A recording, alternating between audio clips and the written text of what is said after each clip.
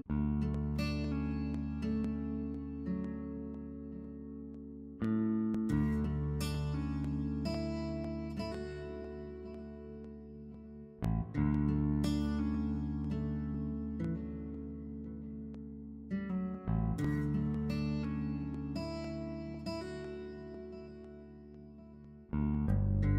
know, bad things do happen to good people. I didn't grow up saying that I was going to turn into an addict, or ever thought that I would be, but I did. I was introduced to crack cocaine. I liked it, and it took over my life. From someone who was just a happy-go-lucky college student, I found myself, you know, as basically a street walking bomb in the blink of an eye. And of course, I started breaking the law to support my habit. So, you know, my message would be, you know, it doesn't really matter what happened to you. It's all about what's happening now. Okay, so yeah, I started stealing, doing burglaries and stuff like that to support my habit. And at the age of 25 or so, I found myself in prison for the first time, and that started just a revolving door of in and out and in and out and in and out for the next 15, 20 years actually, because of my substance abuse issue.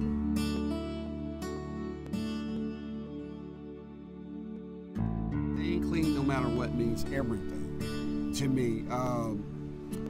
I realized that I had a serious substance abuse problem, and I wasn't going to be able to move on with my life until I addressed that.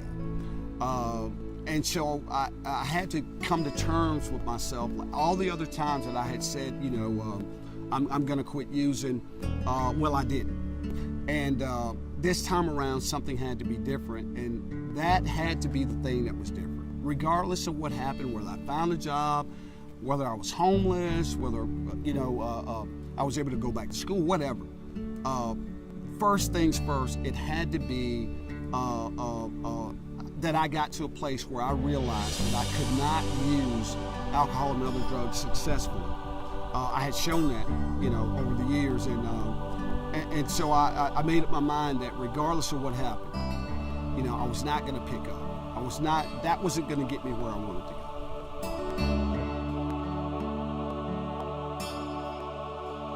I had, as far as finding a job, I had decided that I was going to make looking for a job my job until I found a job.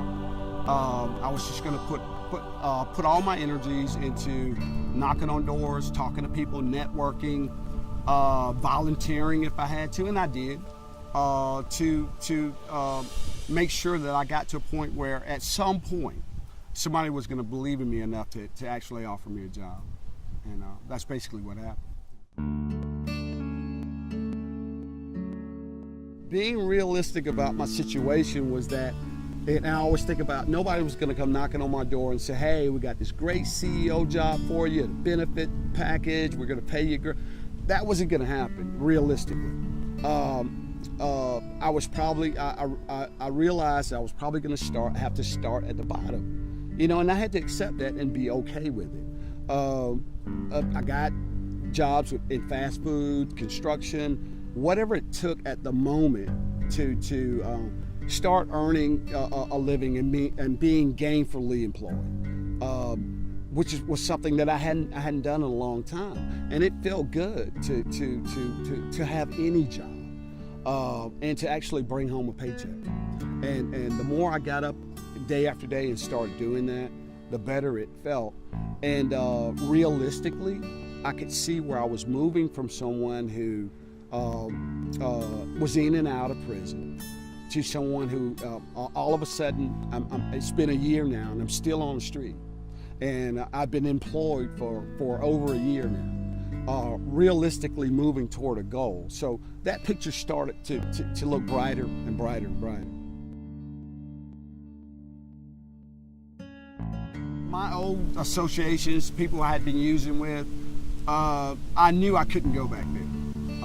It was the same old thing. They were still doing what they had been doing.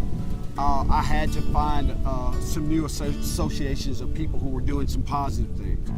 I started with family members who weren't using, who were stable, and I got involved with my church. And I started attending church regularly, and that's just something for me. I'm not saying that's something for everybody, but it did help to lay a foundation for me. I was around people who were actually modeling, what it takes to be a productive member in society, and that helped me a lot.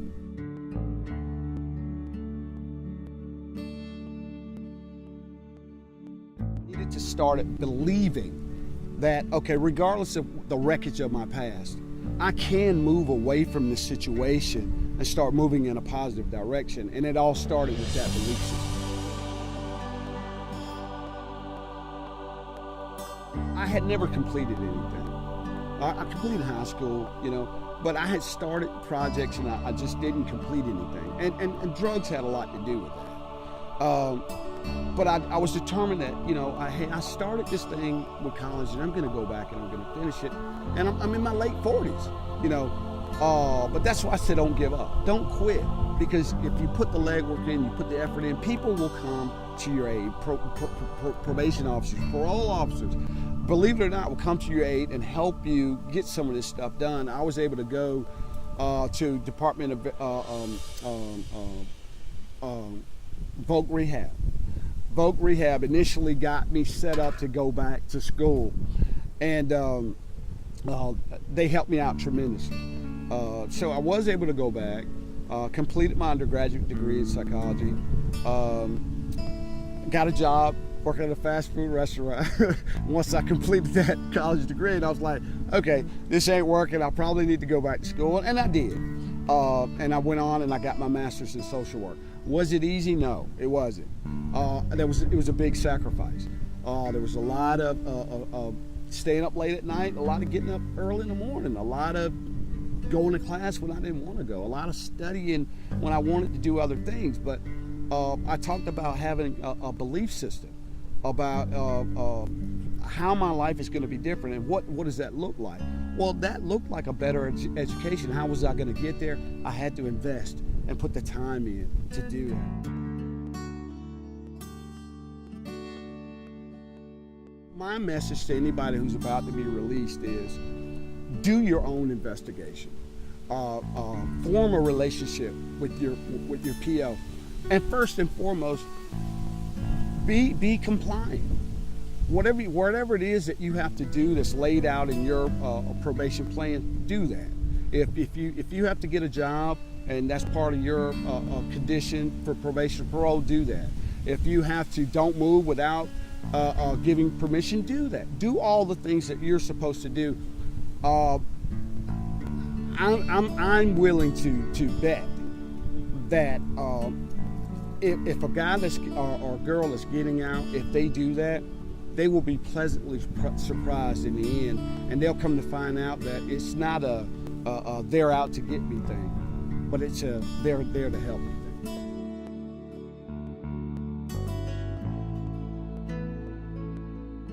I had to realize that things weren't going to always go my way. I mean, I had dug a very deep hole for myself, and like I said before, not even having a change of clothes to go out for a job interview was a setback. Okay, how do you deal with that? So I had to tell myself that, go step by step, take some baby steps, talk to somebody, get some clothes.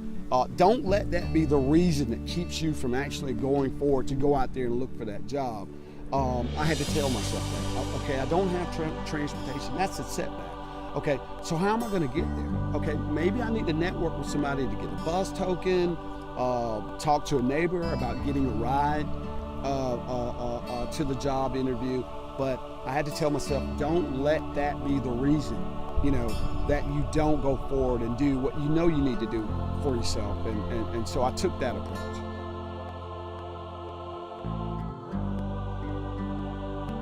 I'm just trying to get the message out there today that if you have a substance abuse issue going on, ask for help. Speak up, talk to your PO. Things are changing. It's not the old lock them up, throw away the key attitude anymore. And that's a really good thing. This is a great time for guys who are getting out, who may or may not have the resources or the information they need. I mean, I think the caring has always been there, but now it's being matched with policy and resources. And so, but people can't help you if you don't say anything about what you need. So, for me personally, I learned how to do that, and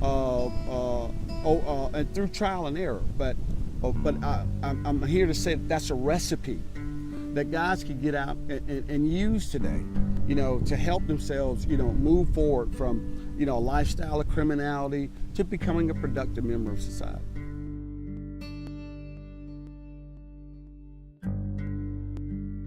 Don't give up. To this day, I still haven't given up. And I think that's true for everybody, not just for guys or girls getting out of prison. That's true for everybody. We all have setbacks. We all have things that we're coping with. The good and the bad of life. I mean, there's joy, there's pain, what have you. So, just because something bad happens or we have a setback, for me, I have learned that I just can't give up. I have to keep pushing forward. I have to do what I can do. And I have to ask for help a lot of times. I'm not a rocket scientist. I don't have the answers to a lot of things that come my way. But there are people who do have special skills, special knowledge, and I'll draw on that from time to time. But the most important thing for me, I've learned that if I give up, nothing happens. If I don't give up, I have an opportunity. There's a chance for some positive things to happen if I just hang in there and don't quit.